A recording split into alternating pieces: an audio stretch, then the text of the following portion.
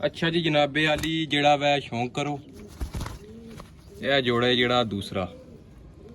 असल है बहुत गर्मी वाले ने फड़ा फदाई नहीं देने ठीक है यह अखी ने शौक कर लो तो एडी पट्ठी है जोड़ा लगी है ये भी हाली गर्मी की वजह तो उन्होंने खेड़े ने यह चेक करो फिरोजपुरी कबूतर है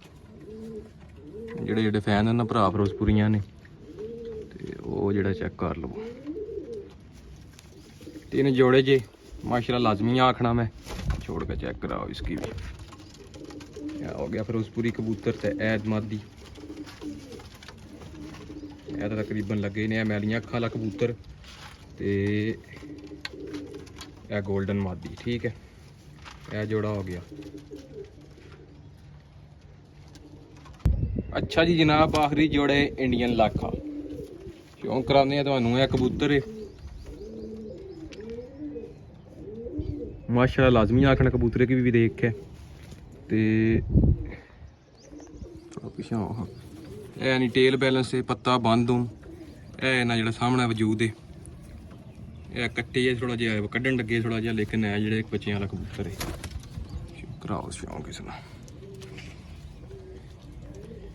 यह जनाब इसने नाल मादी है लगी